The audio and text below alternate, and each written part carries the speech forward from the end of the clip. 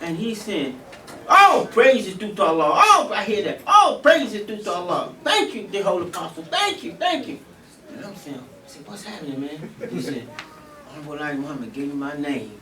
He said, "Well, you to go out to California, you need a strong name, and your name is going to be Muhammad, John Muhammad." I said, "Wow." He said, "You might get your name today, too." Okay. I'm really fired. My whole mind changed. I'm going to get my name today, maybe. He said, so Ambassador Rasul, he comes, Secretary Ambassador Rasul, he comes in, "Okay, you come over, Lieutenant." You know. So I go in there, and I said, "Assalamu alaikum, dear Holy Apostle." He says, "Wa alaikum assalam, Brother Lieutenant." You know, he said, "Brother Lieutenant, it's not going to be necessary for you to go to San Francisco with the minister.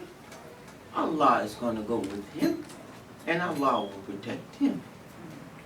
And I'm going to say something. Rasul grabbed me. "Come on, let's go." That was it.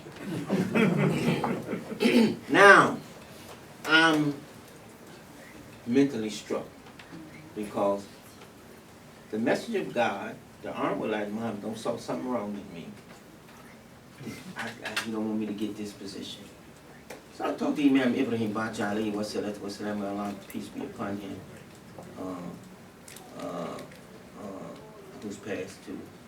So I'm talking to him, I said, "Man, the messenger must have saw something wrong with me." He said, "He ain't saw nothing wrong with you, bro. You okay?" I said, "Yeah, but he didn't want me to take that assignment because I'm telling him about the assignment."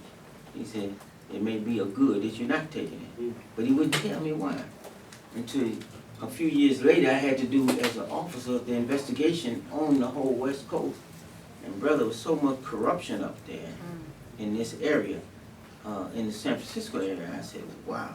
And because I was a true blue officer, I wouldn't have made it. I would have been killed. Because that's what they do. They eliminate you. So Allah is the best knower. He protected me then like he's protecting me now, you know.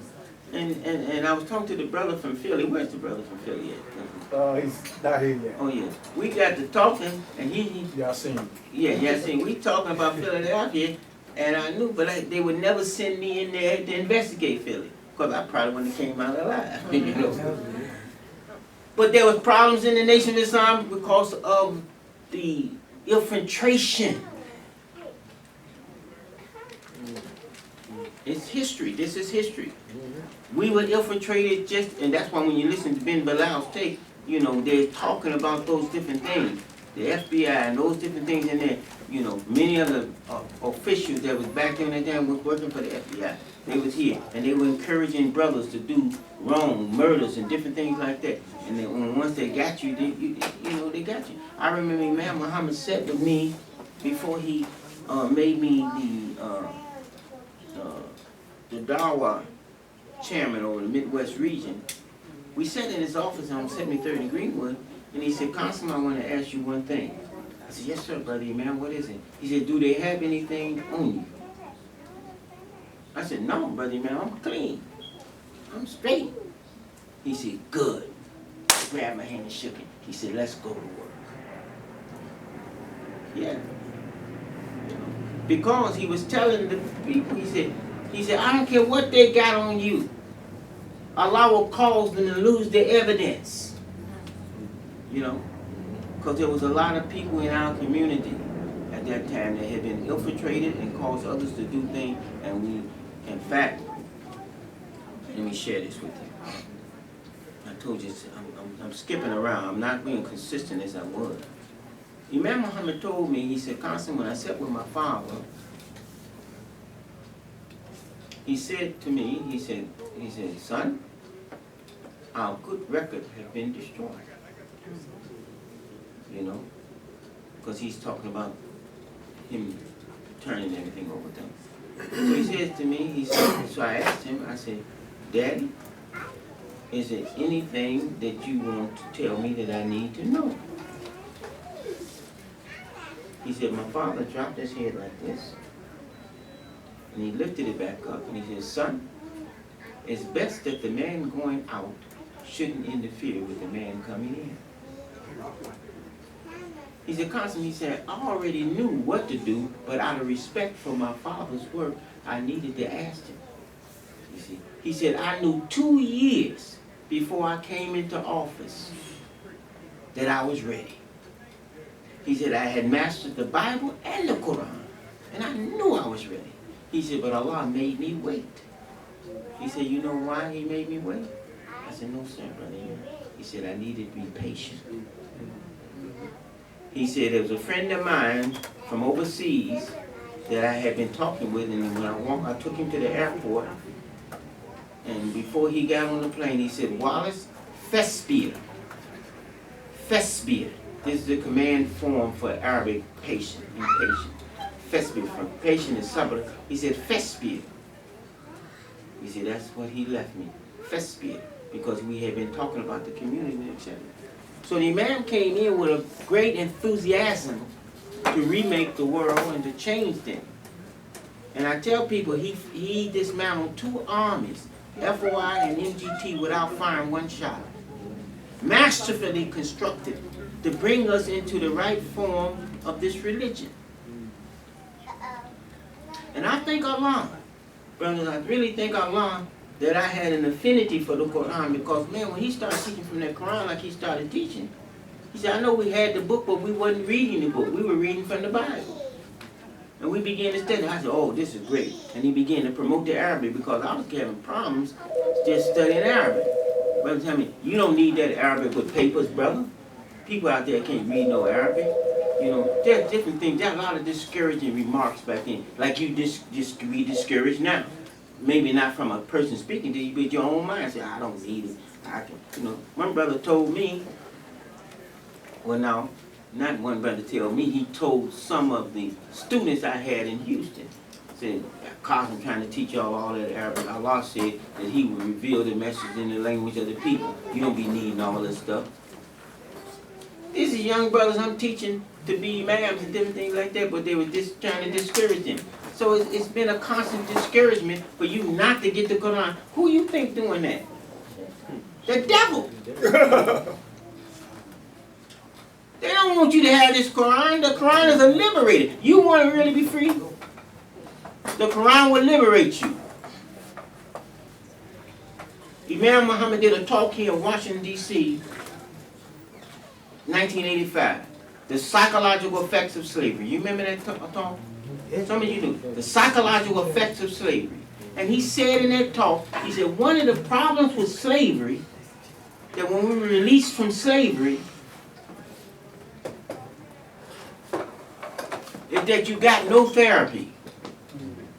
He said, anytime you're traumatized, like we were traumatized in slavery, you just can't let those people free. They had to understand what happened to them, you see. So we had no therapy. You just say, okay, you niggas is free.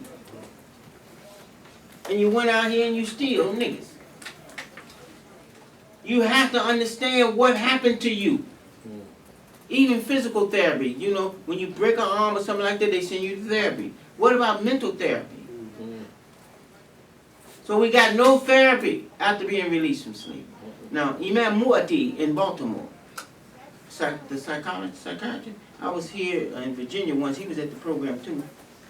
About 20 years, 25 years ago now. I don't know how long it was. About at least 20 years. He was doing his talk. I'm sitting there taking notes. And he mentioned a statement called post-traumatic shirk disorder. My head went up. And he didn't elaborate, he just mentioned it. I said, Imam Mu'ati, I said, you just turned me on to something that I'm going to study and you're going to hear it a lot. He said, what's that, Imam? Post-traumatic shirk disorder. Because a student of the Quran, look, I'm a student of the Quran. And when he said that statement, my mind connects with the Quran immediately. And let me tell you something. Allah subhanahu wa ta'ala, he says in the Quran, well,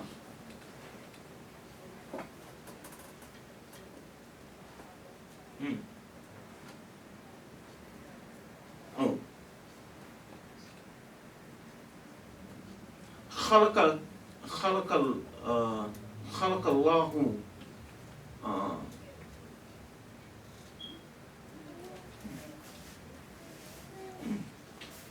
it'll come to me in a minute. It says that خلقت الجنة والإنسان إلا ليعبدوني. There it is. خلقت الجنة والإنسان إلا ليعبدوني. That I have not created the jinn or man except for my worship. ليعبدوني, from abd, to be a slave for God. ليعبدوني. Now listen to this now. ما خلقت الجنة والإنسان إلا ليعبدوني. You have to understand the Arabic of this. I have not created the jinn or man except for my worship. Understand this. You have jinn in you and you have man in you. Don't think the jinn is out there waiting to jump in you. I'm going to get him soon as he's done. No. Imam Muhammad said there's no jinn outside of you that didn't come from inside of you. You have to study WD. So this verse in Quran said, "Man khalaqtu janna wal insana illa liya'buduni." I have not created the jinn or the man except for my worship. Now, if you don't believe you got jinn in you, why you think you need to say you wasfi su fi sududin nas min of jinnati one nas? He whispers into the hearts of jinn and men. Why? Because Satan has to separate both of you. The jinn in you that works for you and the man in you that works for you, he got to get them working against each other. So now you're confused as hell because the jinn and man in you don't know what the hell to do, don't know what the hell to want, and they can't work for anybody but the devil that he whispers to. So the Prophet ﷺ, they asked him, Ya Rasul, do you also have a jinn? He said, yes. But I have made man what? Muslim. See, that's how they translate it. But he said it made man Aslam. Not Muslim, Aslam. See, when you put meme on it, it means that you contain what is in you. Aslam means I cause you to submit, and as long as I'm causing you to submit, you are right. That's the fourth form of the Arabic verb mean causation. Those of you that study in Arabic. Aslam. I have made man Aslam. I have made man submit. And he only does what I tell it to do. So Imam Muhammad said, he said, a good picture of the jinn that they use in the story tale is the genie in the bottle. You ever heard of that? Yes. And you rub the bottle. And the genie, yes, master. Go ahead and do this, and then get back in the bottle. He said, our problem is we don't put the jinn back in the bottle. You let him out, you rub him, you get out. Man, you rub my jinn. He got out and burning up every damn thing. So here's, man, khalaqtu janna wal insani illa ya'buduni. So from that I told Imam Mu'ti, see your nature of khalaqa al-insana fi ahsani taqweem. We have created the human being fi ahsani taqweem, in the most excellent mold and symmetry. This is your nature as a human being. And any time your nature worship other than Allah, it causes trauma. I don't care what it is. When you give your obedience and nature to anything except Allah, illa liya'buduni, it traumatizes you. It don't have to be big. It can be small. That's why it says the taghut. You know the taghut in the Quran. And I have to share with you because some of you went out last night, but you know, we were talking about the wisdom of the Quran and its application and usage. If you're not using it, then it's just sitting on the shelf. You know, Allah says, لا إكراه في الدين قد تبين الرشد من الغي فمن يكفر بالطاغوت ويؤمن بالله فقد استمسك بالعروة الوثقى لا انفصام لها والله سميع عليم. Let there be no, translated, let there be no compulsion in religion. Truth stands out from error. فَمَنْ يَكْفُرْ بِالطَّاغُوتِ وَيُؤْمِنْ بِاللَّهِ. You see? And whoever believes in Allah and rejects the taghut. Now, the taghut is translated as what? A devil, right? But Imam Muhammad told me, he said, the taghut is worse than the devil. The reason why, he's not the big devil, but he's the little things that you do all the time that you don't think is nothing. You know, like the little white lie. The little black lie, or whatever lie it is, it's still a taghut.